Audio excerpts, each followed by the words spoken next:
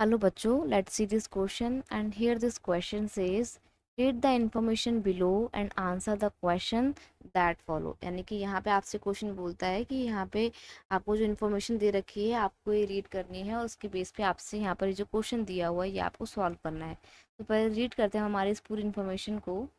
ठीक है, चलिए। Nepal witness an extraordinary popular movement in April 2006। अप्रैल 2006 में नेपाल में एक एक्स्ट्रा ऑर्डिनरी पॉपुलर मूवमेंट होता है। The movement was aim at restoring democracy.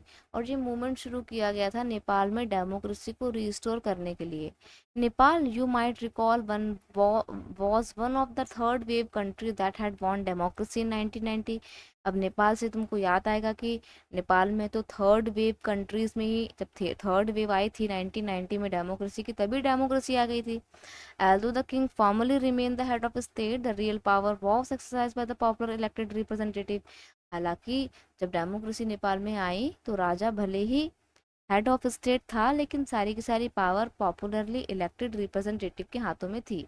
The king Birendra, who has accepted his transition from absolute monarchy to a constitutional monarchy, was killed in a mysterious massacre of the royal family in सन 2001। लेकिन वो राजा king Virendra जिन्होंने अपनी power का transition accept किया था absolute monarchy से constitutional monarchy में, उनको मिस्टीरियस तरीके से मार दिया जाता है। ना सिर्फ अकेले उनको बल्कि पूरी रॉयल फैमिली को सन 2001 में मिस्टीरियस तरीके से मार दिया जाता है।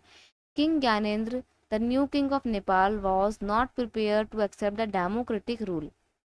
अब जो किंग ज्ञानेंद्र थे, जो कि नए राजा थे नेपाल के, वो बिल्कुल भी प्रिपेयर नहीं थे कि वो डेमोक्रेटिक रूल को एक्सेप्ट करें।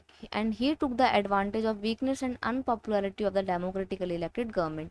और फिर उन्होंने क्या किया, उन्होंने फ़ायदा उठाया उस टाइम की इलेक्टेड गवर्नमेंट की वीकनेस और अनपॉपुलरिटी का, और उसका फ़ायदा उठाते हुए उन्होंने सारी पावर अपने हाथों में ले ली। क्या करते हैं, इन सन 2005 the king dismiss the then parliament. यहाँ पे थोड़ा सा मिस्टेक है, the in 2005 the king dismiss parliament and prime minister and dissolve the popularly elected parliament. ठीक है, प्राइम मिनिस्टर को डिसमिस कर देते हैं और जो इलेक्टेड पार्लियामेंट थी उसको भी डिसॉल्व कर देते हैं। The movement of April 2006 was aim at regaining popular control over the government from the king. तो जो मूवमेंट था अप्रैल 2006 वाला, उसका एम था पॉपुलर कंट्रोल के माध्यम से गवर्नमेंट को दोबारा से इस्टेब्लिश करना और राजा की शक्तियों में कंट्रोल करना। बेसिकली वो डेमोक्रेसी को रिस्टोर करना चाहते थे। ठीक है, अब देखते हैं हमारे क्वेश्चन को। क्वेश्चन क्या है, which king accept the transition from absolute monarchy to the constitutional monarchy. यहाँ पे आपसे नाम पूछा है कि वो कौन से राजा थे जिन्होंने ट्रांजिशन को एब्सोल्यूट मोनार्की से कॉन्स्टिट्यूशनल मोनार्की के ट्रांजिशन को एक्सेप्ट किया था। तो यहाँ पे हमने पढ़ा ना कि king Birendra who has accepted his transition from absolute monarchy to the constitutional monarchy। तो वो कौन से राजा थे, किंग वीरेंद्र थे। राइट, सो आपको किंग वीरेंद्र वाला ऑप्शन, जो ऑप्शन ए है, king Birendra accepted his transition from absolute monarchy to the constitutional monarchy, इसको आपको मार्क करना रहेगा। So option A is your final answer. I hope you understood it very well. Best of luck.